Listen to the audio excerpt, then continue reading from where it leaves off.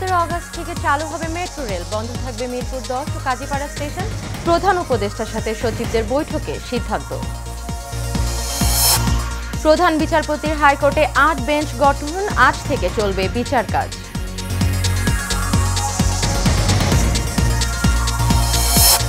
এবং পুলিশকে লাঠিয়াল হিসেবে ব্যবহার করা হয়েছে মন্তব্য স্বরাষ্ট্র উপদেষ্টার। ইন্টারনেট শাটডাউনে জড়িতদের শাস্তির হুঁশিয়ারি নাহিদ ইসলামের।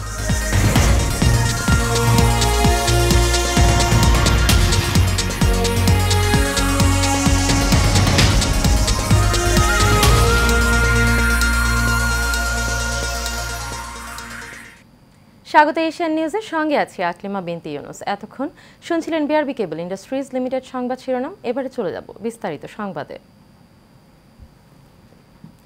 আগামী 17 আগস্ট থেকে বন্ধ থাকা মেট্রো রেল চালুর সিদ্ধান্ত নেওয়া হয়েছে। রোববার অন্তর্বর্তী সরকারের প্রধান উপদেষ্টা ডক্টর মোহাম্মদ ইউনুসের সঙ্গে বৈঠকের এমন সিদ্ধান্ত নেওয়া হয়েছে।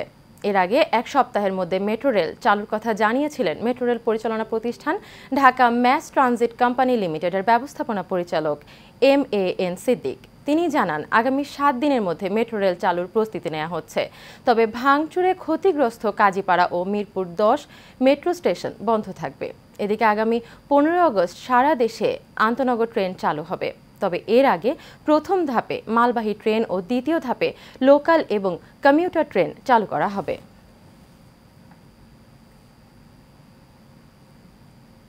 সুপ্রিম কোর্টের হাইকোর্ট বিভাগের বিচার কাজ সীমিত আকারে পরিচালনার জন্য 8টি বেঞ্চ গঠন করেছেন নবনিযুক্ত প্রধান বিচারপতি সৈয়দ রেফাত আহমেদ। আজ থেকে ওইসব আদালতে বিচার কাজ চলবে। রোববার সন্ধ্যায় সুপ্রিম কোর্টের ওয়েবসাইটে প্রধান বিচারপতির নির্দেশনা দেওয়ার নোটিশ প্রকাশ করা হয়। প্রধান বিচারপতির নির্দেশনায় বলা হয়, আজ সকাল 10:30 থেকে হাইকোর্ট বিভাগের বিচার কার্য সীমিত আকারে পরিচালনার জন্য নিম্নে উল্লেখিত বেঞ্চ সমূহ গঠন করা হলো। বেঞ্চগুলোর মধ্যে 5টি দ্বৈত বেঞ্চ ও 3টি একক বেঞ্চ।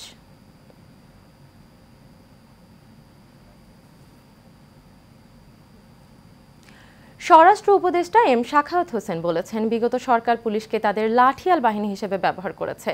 এছাড়া কেউ চাঁদাবাজি করতে এলে তাদেরকে পা ভেঙে দিতে দেশবাসীর প্রতি আহ্বান জানান তিনি। রাজধানীতে পৃথক স্থানে সাংবাদিকদের সাথে আলাপকালে তিনি এসব কথা বলেন। বিস্তারিত শফিকুল ইসলামের রিপোর্টে।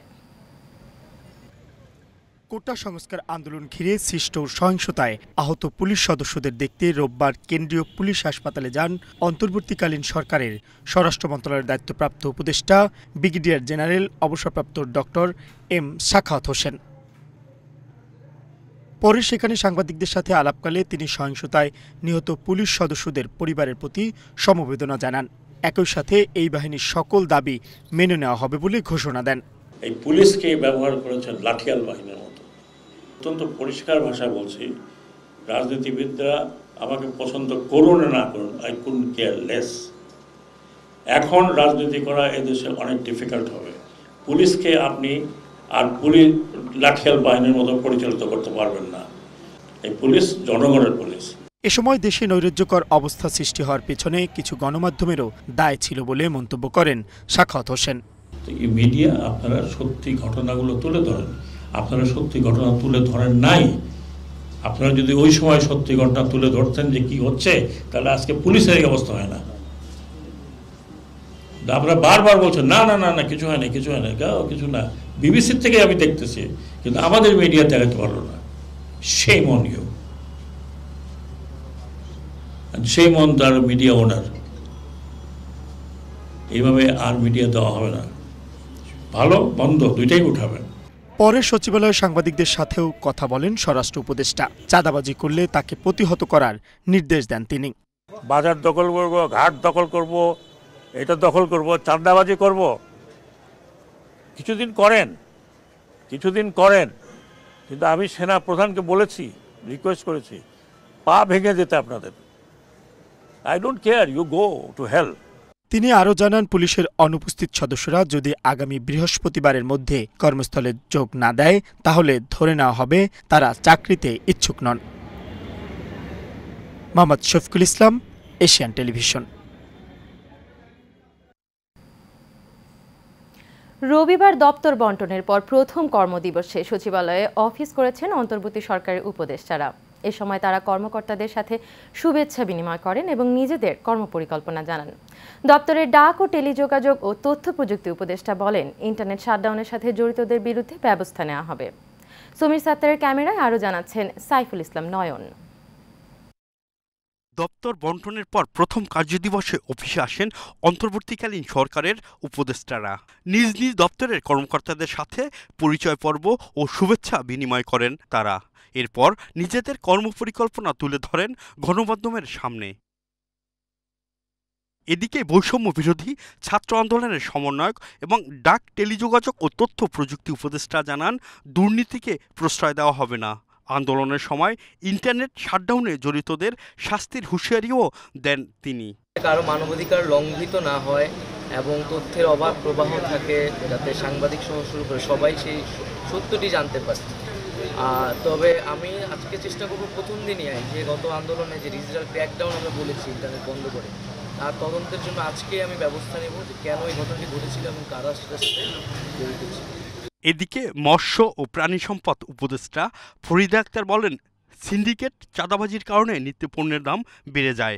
সকল সিন্ডিকেট ভাঙতে হবে।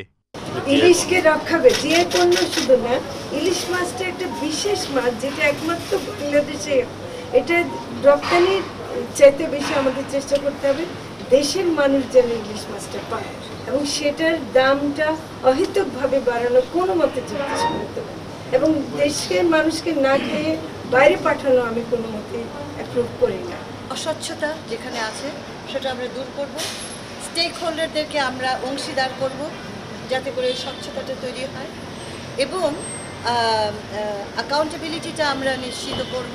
সেখানে এদের কী মনিটরিং মেকানিজম আছে আমি এটা বুঝবো, প্রয়োজন হলে আমরা নতুন মনিটরিং মেকানিজম অন্তর্ভুক্ত করব। দেশের সুশাসন ফেরাতে কর্মপরিকল্পনা গ্রহণ করা হয়েছে বলেও জানান উপদেষ্টারা। সাইফুল ইসলাম নয়ন, এশিয়ান টেলিভিশন, ঢাকা।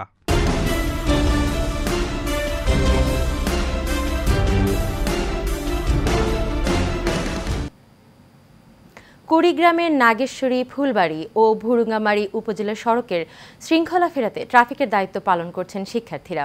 সড়কে শৃঙ্খলা ফেরানোই নয়, বাজারে দ্রব্যমূল্য নিয়ন্ত্রণেও কাজ করছে শিক্ষার্থীরা। এতে পাল্টে যাচ্ছে পরিবেশ, কমে যাচ্ছে যানজট। শিক্ষার্থীদের পাশাপাশি স্কাউটস, আনসার ও তরুণদের দায়িত্ব পালনের সাধুবাদ জানিয়েছেন যানবাহনের যাত্রী ও চালকরা।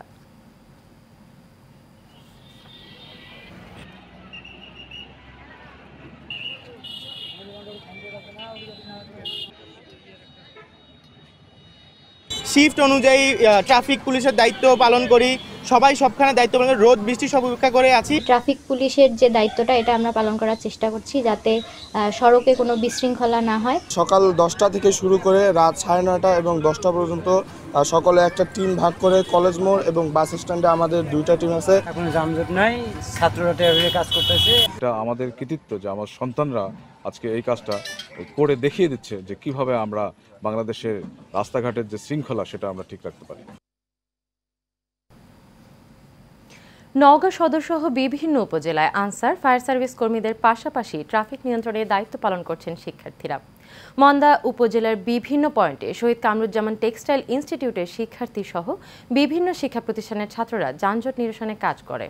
এছাড়াও রাজশাহী নওগাঁ সড়কের ফেরিঘাট, প্রসাদপুর, সতীহাট ও দেলুয়াবাড়ি বাজার এলাকার সড়ক দুর্ঘটনা এড়াতে আনসার, ফায়ার সার্ভিসের পাশাপাশি শিক্ষার্থীরা কাজ করে যাচ্ছে।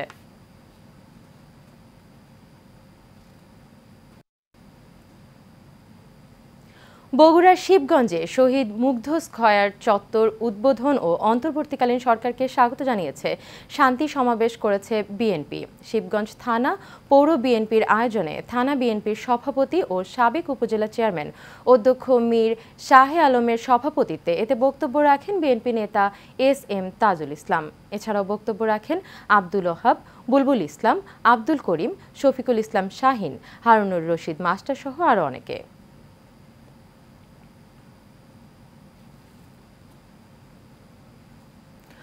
বগুড়ার ঐতিহাসিক মহাস্থানগড় এলাকায় দি মর্নিং সান কেজি স্কুলে অগ্নিসংযোগ করেছে দুর্বৃত্তরা, ফলে বন্ধ রয়েছে বিশ্ববিদ্যালয়ের পাঠদান।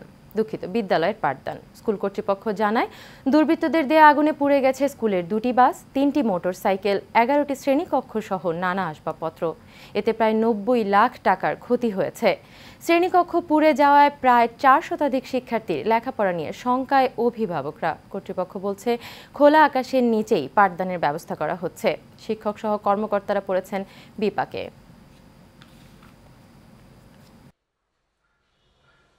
সরকার পতনের পরপরই কিছু দুর্বৃত্ত আমাদের স্কুলে হামলা করে এবং হামলা করার ক্ষেত্রে আমাদের স্কুলের অগ্নিসংযোগ করে এবং শ্রেণীকক্ষ বিনষ্ট করে।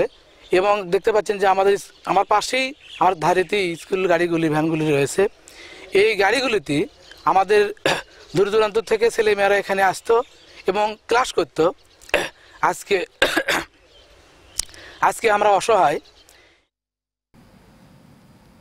বগুড়ায় মহাস্থানে ফার্মেসি দোকানে হামলা চালিয়ে লুটপাট করেছে দুর্বৃত্তরা। মহাস্থান ফার্মেসির স্বত্বাধিকারী জেহাদুল ইসলাম শালুক জানান, হঠাৎ করেই কিছু দুষ্কৃতিকারী তার ব্যবসা প্রতিষ্ঠানে হামলা চালায়।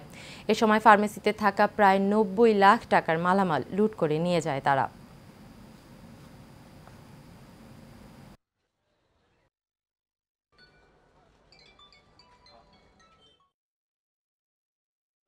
আমার এখানে কেন এরকম ভাঙচুর করা হলো আমি আসলে জানি না।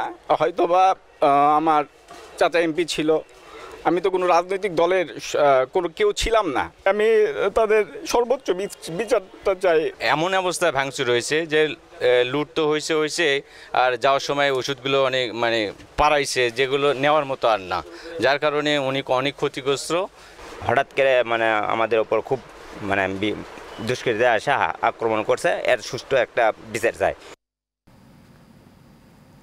কুড়িগ্রামের নাগেশ্বরীতে হামলা, নির্যাতন ও অত্যাচার বন্ধের প্রতিবাদে সমাবেশ ও মানববন্ধন করেছে সনাতন ধর্মাবলম্বীরা। নাগেশ্বরী বিএসসি মোড়, ভাওয়াইয়া একাডেমি থেকে বাস স্ট্যান্ড পর্যন্ত ঘণ্টাব্যাপী এই মানববন্ধন ও সমাবেশ হয়। এ সময় বক্তারা দেশের চলমান পরিস্থিতিতে হামলা, নির্যাতন, ঘরবাড়ি ভাঙচুর, অগ্নিসংযোগ ও ভূমি দখল সহ সকল অত্যাচার বন্ধের দাবি জানান। সারা দেশে সাম্প্রদায়িক সহিংসতা, নির্যাতন ও চাঁদাবাজি বন্ধে টাঙ্গাইলের মির্জাপুরের সমাবেশ এবং বিক্ষোভ মিছিল করা হয়েছে। উপজেলার বাইমহাটি থেকে একটি মিছিল মির্জাপুর বাজারের বিভিন্ন গুরুত্বপূর্ণ সড়ক প্রদক্ষিণ করে, পরে কেন্দ্রীয় শহীদ মিনারে সমবেত হয়। এ সময় উপস্থিত ছিলেন বাংলাদেশ হিন্দু বৌদ্ধ খ্রিস্টান ঐক্য পরিষদের মির্জাপুরের উপজেলা শাখার সভাপতি উত্তম কুমার সেন, সাধারণ সম্পাদক নিরঞ্জন পাল, বাংলাদেশ পূজা উদযাপন কমিটির উপজেলা শাখার সভাপতি বিকাশ চন্দ্র গোস্বামী সহ অনেকে।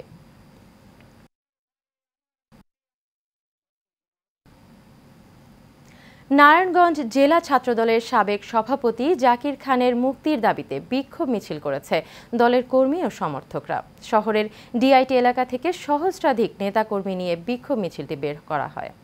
মিছিলটি শহরের প্রধান সড়ক প্রদক্ষিণ করে নারায়ণগঞ্জ আদালতের সামনে সড়কে এসে সমাপ্ত হয়। এ সময় জাকির খানের মুক্তির দাবিতে নানা স্লোগান দেন কর্মী সমর্থকরা।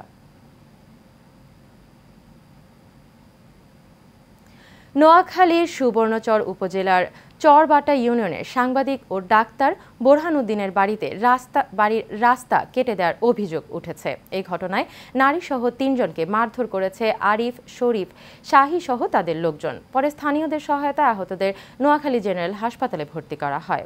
এই ঘটনায় ইউনিয়ন পরিষদ চেয়ারম্যান এবং উপজেলা নির্বাহী অফিসার বরাবর অভিযোগ দিয়েছেন ভুক্তভোগীরা।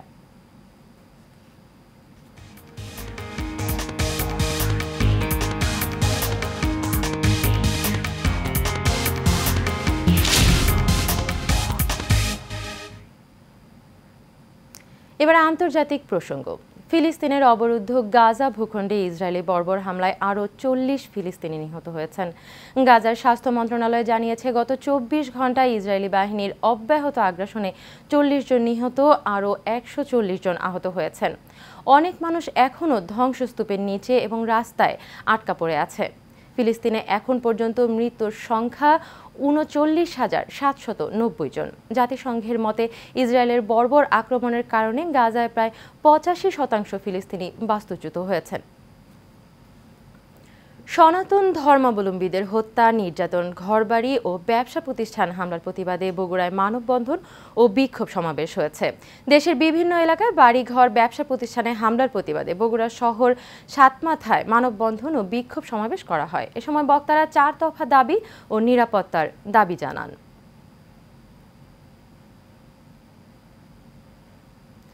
বৈষম্যমুক্ত বাংলাদেশ স্বস্তিতে বাঁচার দাবিতে মৌলভীবাজারে বিক্ষোভ সমাবেশ করেছেন হিন্দু সম্প্রদায়ের নেতারা।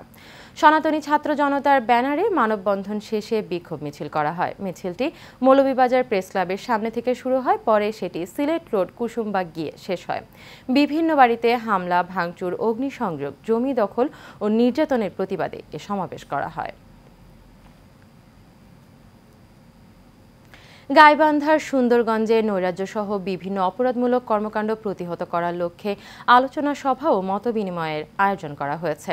উপজেলা পরিষদ চেয়ারম্যান ইঞ্জিনিয়ার মোস্তফা মহসিন সর্দার টিপুর উদ্যোগে বৈষম্য বিরোধী ছাত্র আন্দোলনের শিক্ষার্থী, জামায়াত নেতা ও সাংবাদিকদের সাথে এ সভা করা হয়। এতে বক্তব্য রাখেন জেলা জামায়াতের নায়েবে আমির মাজেদুর রহমান সরকার সহ অনেকে। ছোট্ট একটি ফার্মেসি থেকে শুরু করে বর্তমানে 50 শয্যা বিশিষ্ট গাজীপুরের সর্ববৃহৎ বেসরকারি চিকিৎসা সেবা প্রতিষ্ঠান খাজা বদরুদ্দোজা মডার্ন হাসপাতাল। এই প্রতিষ্ঠান থেকে প্রতিদিন স্বল্প মূল্যে চিকিৎসা সেবা পেয়ে খুশি হাজারো রোগী। কালিয়াকৈর থেকে দেওয়ান মোহাম্মদ সামান উদ্দিনের তথ্যচিত্রে বিস্তারিত জানাচ্ছেন আরব ইসলাম হিমু। সেবাই পরম ধর্ম এই মন্ত্রে দীক্ষিত হয়ে গাজীপুরের কালিয়াকৈর উপজেলার শফিপুরে 2013 সালে প্রতিষ্ঠিত হয় খাজা বদরুদ্দোজা মডার্ন হাসপাতাল, যা বর্তমানে জেলার সর্ববৃহৎ বেসরকারি 50 শয্যা বিশিষ্ট হাসপাতালে পরিণত হয়েছে। হাসপাতালে শতাধিক বিশেষজ্ঞ ডাক্তার চিকিৎসা সেবা দিয়ে যাচ্ছেন। প্রতিদিন স্বল্প মূল্যে হাজারো রোগী চিকিৎসা সেবা পেয়ে থাকেন। এই হসপিটালে এসে আমি সব দিক থেকে সুবিধা পাচ্ছি, টাকার দিক থেকেও, ডাক্তার স্যারেরাও, আর এই জায়গাতে মালিক উনি আমার অবিরত খোঁজখবর নিতেছে। ডক্টর বখতিয়ার সাহেব তিনি দরিদ্র যাদের আর্থিক সমস্যা তাদেরকে অনেক ছাড় দিয়ে এখানে চিকিৎসার ব্যবস্থা করেন। বিশেষ করে আমরা দেখি প্রায় মুহূর্তেই রাস্তায় রোডের উপরে এই প্রতিষ্ঠানটি, আর অ্যাক্সিডেন্ট করে অনেক রুগী এখানে দ্রুত আসেন, কিন্তু তিনি সেখানে তাদের ঠিকানা তাদের আইডেন্টিফাই না করে আগে তাকে সেবার ব্যবস্থা করে থাকেন। যে প্রতিষ্ঠানে স্বল্প মূল্যে এবং কখনো কখনো দরিদ্র বা অসহায় ব্যক্তিদের বিনামূল্যে চিকিৎসা প্রদানের পাশাপাশি সকল ধরনের ভালো কাজে সহযোগিতা করে যাচ্ছে, যারই ধারাবাহিকতা এই প্রতিষ্ঠানটি একটি স্লোগান বহন করে, যেটা মানুষের কাছে গ্রহণযোগ্য। এলাকার এই হাসপাতালটি থেকে স্বল্প খরচ ও বিনামূল্যে চিকিৎসা সেবা পেয়ে খুশি নিম্ন আয়ের মানুষ। আরব ইসলাম হিমু, এশিয়ান টেলিভিশন।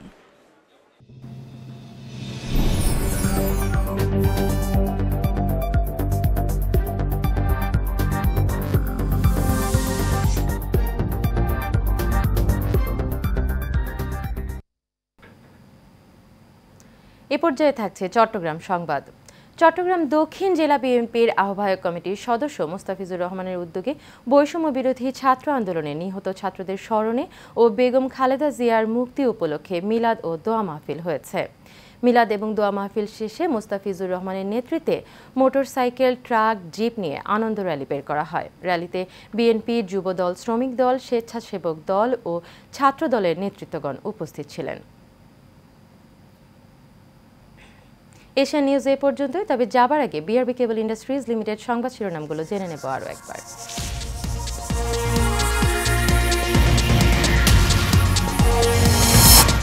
17 আগস্ট থেকে চালু হবে মেট্রো রেল, বন্ধ থাকবে মিরপুর 10 ও কাজীপাড়া স্টেশন। প্রধান উপদেষ্টার সাথে সচিবদের বৈঠকে সিদ্ধান্ত। প্রধান বিচারপতির হাইকোর্টে 8 বেঞ্চ গঠন, আজ থেকে চলবে বিচার কাজ।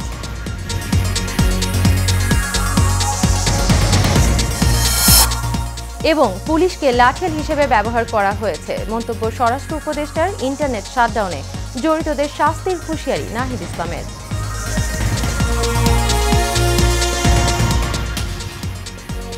এশিয়া নিউজ এ পর্যন্তই। আমাদের পরবর্তী সংবাদ দেখার আমন্ত্রণ রইল। এতক্ষণ সাথে থাকার জন্য সবাইকে ধন্যবাদ।